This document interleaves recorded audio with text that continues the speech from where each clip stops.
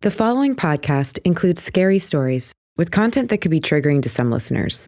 Listener discretion is advised.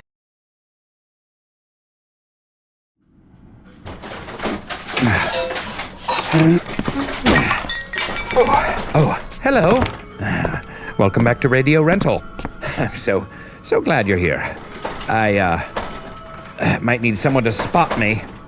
As you probably remember, last time you were here, my feline companion Malachi fell into the strange nebulous void that's been growing in the corner over there. Yes, that one. That void. So, I've decided I'm going in to save him, to save dear Malachi. I have concocted a pretty good plan, I think. As you can see here, I've anchored myself to the cash register with this heavy-duty rope, and I've lubricated myself from head to toe with Crisco so I can better fit into the mouth of the void. To fit in there, I need to be svelte, like an otter, or a stick of butter, or an otter covered in butter. Plus, I've also got this trusty little headlamp right here, which is actually pretty nifty. I've been using it to read my mystery novel at night. And most importantly, I am bringing some tuna niblets, just in case I can't find him down there and need to shake the bag. I imagine he's probably terrified. Poor little guy, little Malachi. And also, I'll have them by my side in case I get hungry. Win-win. Oh, here we go. Oh, the fear. I know what you're probably going to say. Don't be a hero, Terry. You're too much, Terry. Look at your fearless nature, taking on the void with nothing but tuna niblets and a headlamp and a length of rope. But you know what? Here's what I have to say to you. It's hard not to be a hero when I've... Okay. Good void. Nice void. Settle down, void. You know, on second thought, maybe I should do this tomorrow. Really doesn't feel like the day for spelunking a supernatural void. I had a big breakfast. Farmer's breakfast. An English breakfast. And I still don't really have the right shoes for this. I mean, Crocs in a void. Oh, Malachi! Is that you? I'm coming, Malachi. I'm coming to save you! Okay, Terry, pull yourself together. Here, I need you to spot me. I'm going to stand on the edge, and I'm going to give you a signal, okay? Belay on! Or wait, do you say that part? It's been a little while.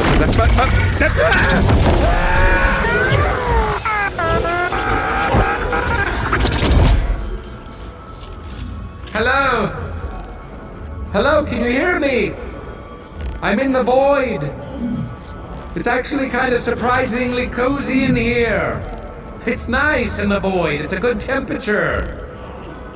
You know, I think you could throw on a light sweater at night and be quite comfortable, actually. Terry, don't get distracted. Okay, listen. While I'm figuring out my surroundings, how about you pop in a tape for yourself? Right up there on the top of the box. It's gonna be pretty hard for me to host this episode. Just stick it in.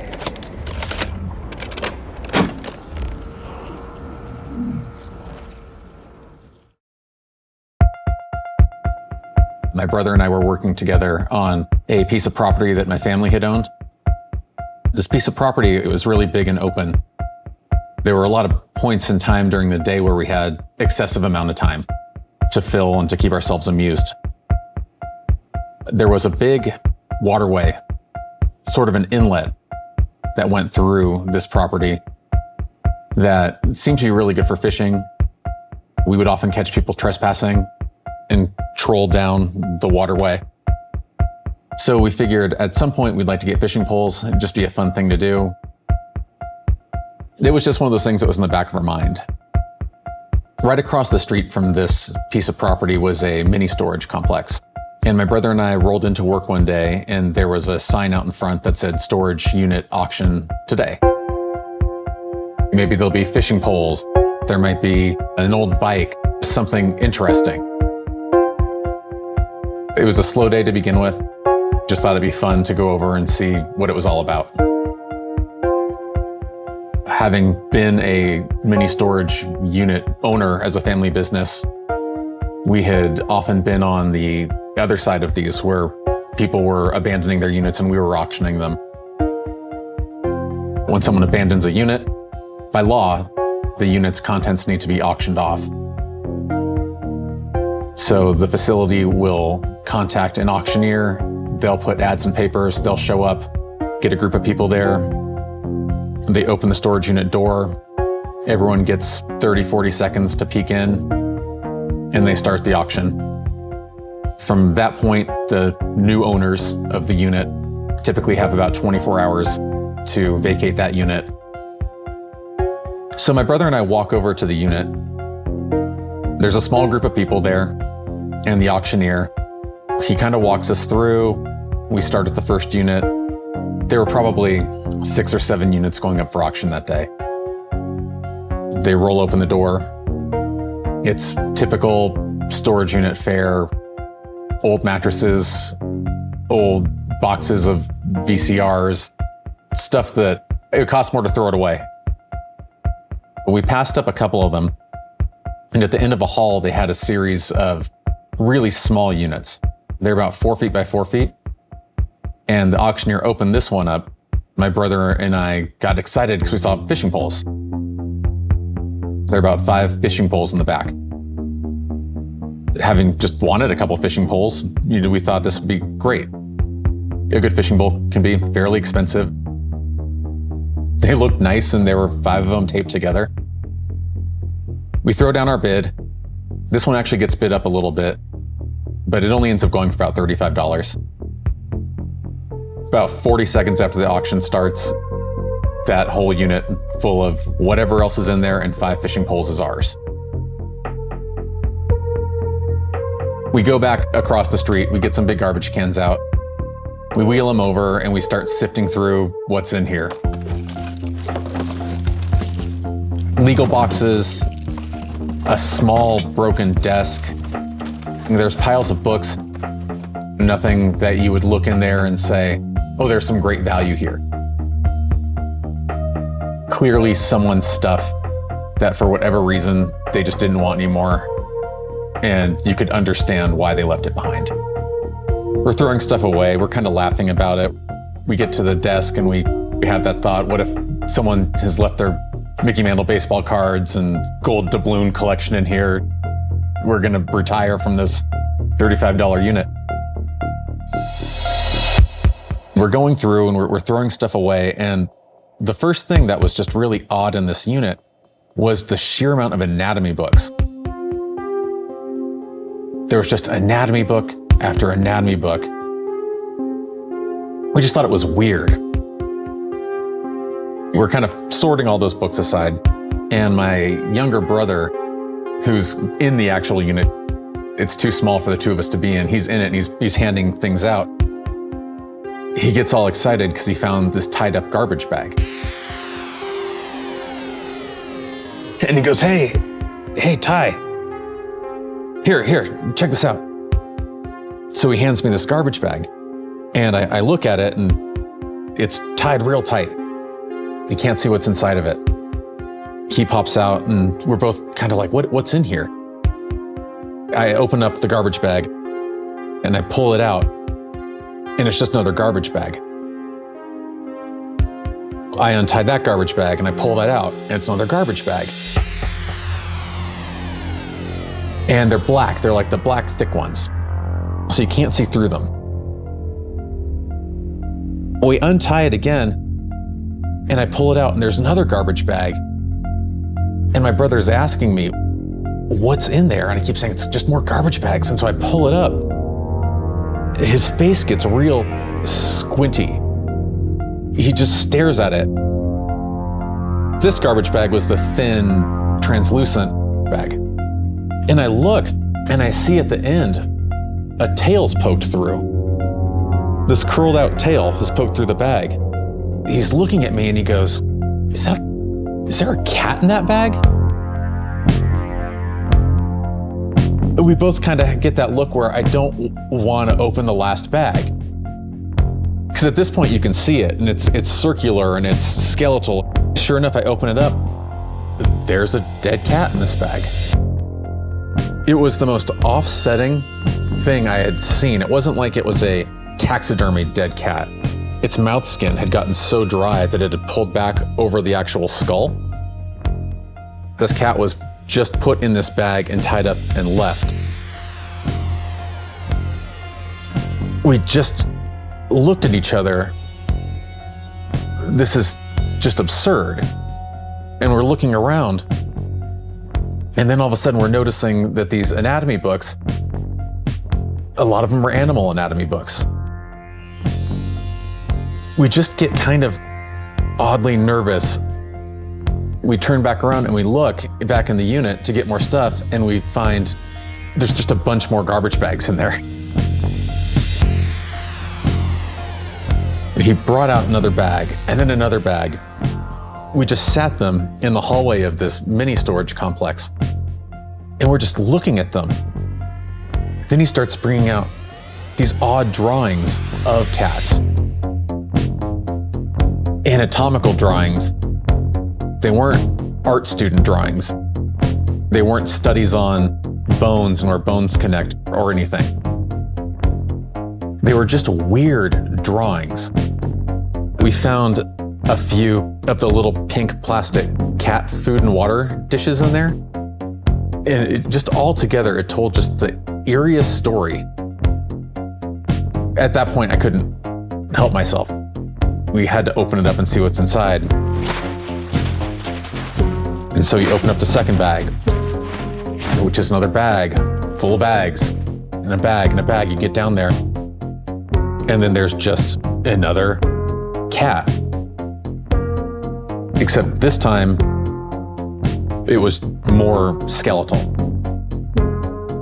We opened up another bag, and this was just a bag filled with random bones of animals.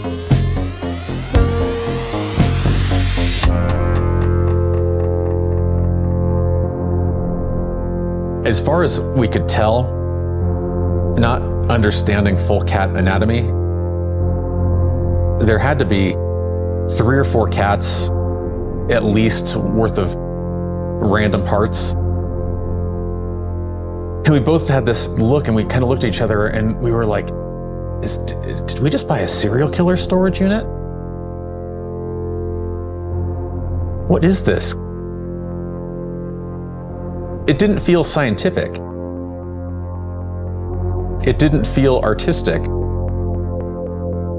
It just felt weird and gross. It's one thing if you found a taxidermy, something someone had did purposefully. This was just dead animal body hoarding, full abandonment of it. What would make someone put a dead cat in bags in a storage unit? None of it made sense. We find all this stuff. We don't really know what to do with it. Something about it just didn't feel right, just throwing these animals in the garbage can. And I asked my brother, I said, should we tell someone about this? Is this something you call the police about? What do you even say? So we just kind of figured, let's finish what we're doing. We put all the bodies and weirdness over in the corner, wrapped up the rest of the day, took everything that of use back over to our property. We reopened the bags just because we were mentally trying to piece together exactly how many animals we had here. And that's when we figured it was probably 4 or 5 total. And then we're just generally left in sort of a state of disgust for the rest of the day. It felt like we had walked into somebody's secret, but clearly a secret that they didn't care about getting out. So the next day, it really bothered me. If I don't tell someone this and something happens, I could have done something about, I'm going to feel responsible for that forever. I didn't feel good about calling the police because, again, it didn't seem like a crime. It just seemed odd. I called the mini storage unit complex the next day and I explained, hey, my brother and I were there yesterday. We bought the 4x4 unit. And I said, is there any chance that the guy who owned that unit was maybe a high school science teacher, or was he some sort of biologist? And the person that answered the phone just laughed. And she goes, not that guy. Why do you ask? I said, well, we bought his unit. It was filled with dead cats. And she pauses for a second. I kind of assumed she was pausing out of shock. But then she goes, that makes so much sense. And I said, why? And she goes, well, we opened up another one of his abandoned units and it was filled with empty cat carriers.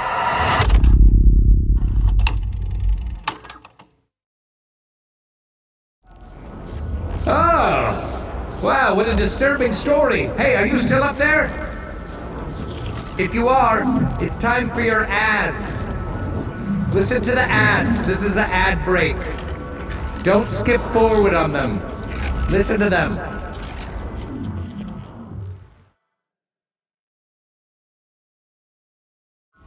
Update from the void. Still no sign of Malachi, but I did find my missing sketcher.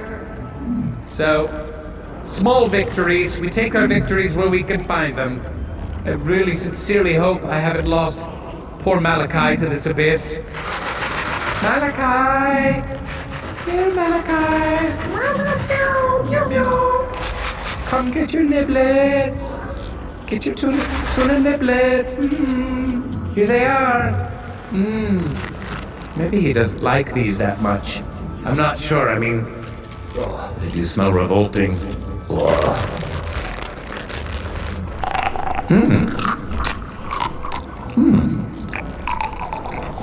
Actually, these aren't half bad. I'm a bit peckish. That breakfast really burned off. Okay, Malachi, come get your treats before Daddy eats them all.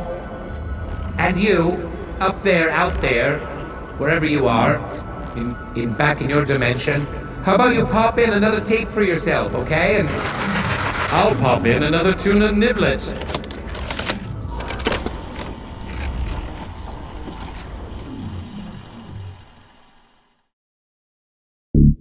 This happened about a year ago, and probably around August. I have 2 little boys with my husband. I also have a dog. We live in Southern Orange County. Nice house, single story. I'm a stay-at-home mom. My husband works a lot, travels quite a bit for work, maybe a few times a month. So I'm pretty used to that. It's not a big deal for me. This happened on a Thursday. He was gone, and he wasn't going to be back until about Sunday. It was a normal day. School, come home, dinner, put my boys to bed probably around 9 o'clock, sleep probably around 10:30. Was woken up in the middle of the night by my dog. She's a big black German Shepherd. She's usually dead silent. It's very unusual for her to wake me up in the middle of the night. And even though it was dark, I could see her outline. She had her ears perked up. She looked frozen, like she saw something. Grabbed my phone, thinking immediately I'm gonna call the police. You can't just call the police because your dog's freaking out. So I put my phone down, I got up, went to go see what her problem was because she started barking. We have a long hallway that's all windows. Our front door is also half clear glass. It's all pretty open. So I start walking down the hall, I'm yelling at her. I'm trying to get her to calm down, but she's just going nuts. I look out the window. I'm assuming it's going to be a squirrel or a rabbit that's making her lose her mind. And I look out the window to my left, maybe 10, 15 feet away from me. There's a man standing there. I clearly don't know who he is. It's not my husband, I can tell you that. He's taller than my husband. He's bigger than my husband. And on his head, he's wearing one of those latex horse heads. It was terrifying. He's not moving. He doesn't say anything. I honestly just froze for a few seconds. My dog did as well. I was sort of still half asleep, so I'm kind of like trying to recognize what the hell is going on and who this person is. They don't move. I don't move. We just stand there. Blue starts barking again. I honestly didn't know what to do. I couldn't run back and go get my phone. My kids are in between me and this guy. So I wasn't gonna move or go anywhere. And I certainly didn't have like a weapon handy, like a baseball bat. I thought, like, is my door locked? I reach out and I grab my front door handle and it's not locked. So snap it closed.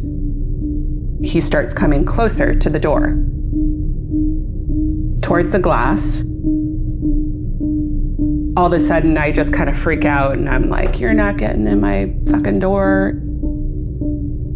I just kind of lose it and try to be tougher than I am, trying to appear to be scary. He came forward and he presses his masked face against my glass door. He does this and he says very, very clearly, he's not even home until Sunday.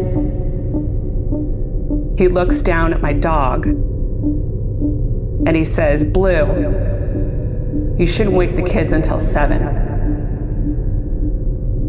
The last thing that he ever says to me, which is like still very haunting,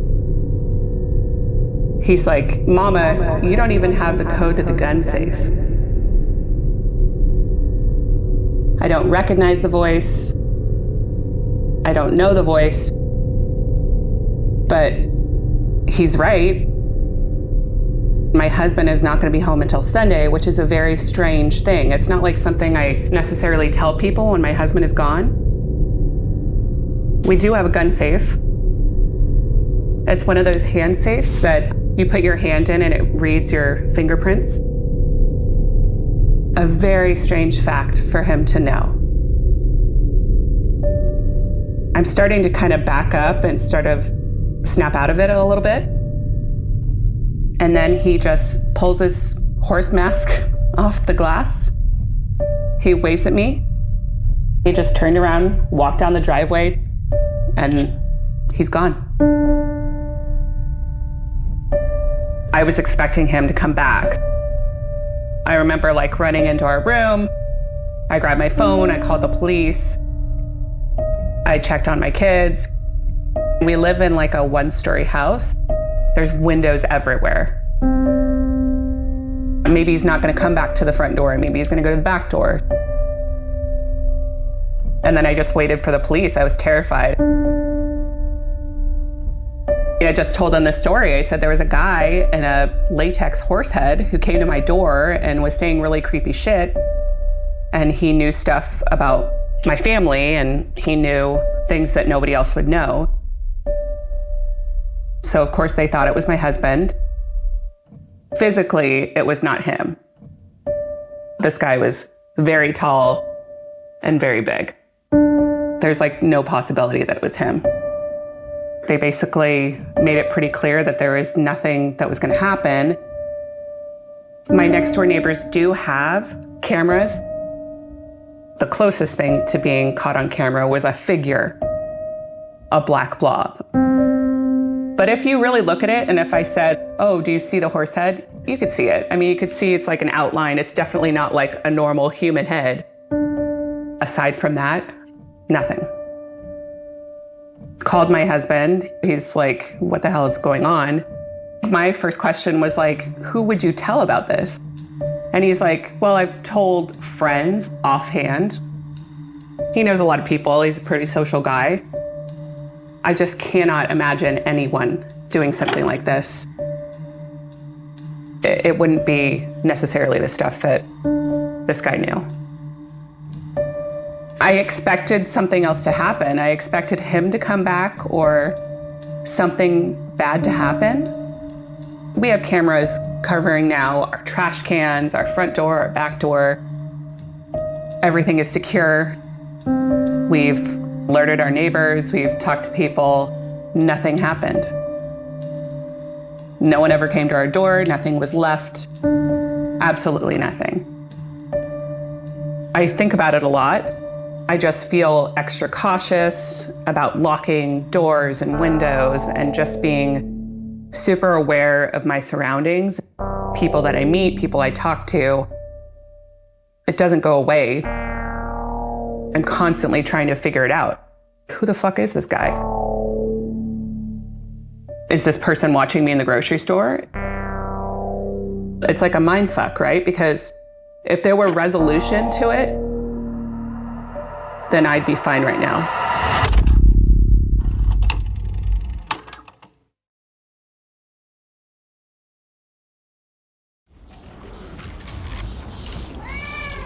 Hey, look who's here! I think he was attracted to my scent. I mean, I do have Crisco all over my body. Oh, Malachi, buddy. Oh, it's so good to see you. It's so good to see you. Tongue kiss. Okay, up there, time to hoist us up. Okay, hoist us up. Now, I hate that word, hoist. Hoist away. How do they say it? Belay on. Belay off. Belay up. Can someone please belay me? Wait, whoa. Oh my God, what happened to the rope? My rope, it slipped off of my oily body while I was looking for Malachi. There's no rope. Oh my God. We're doomed, Malachi, doomed. Oh, shut up, Void. This isn't funny. Well, friend, I'm so sorry I can't be there to see you out. But hopefully next week, I'll find my way out of this pit of despair. Oh, ha ha ha, you're hilarious, Void. You're hilarious. Hardy har har. Until next time.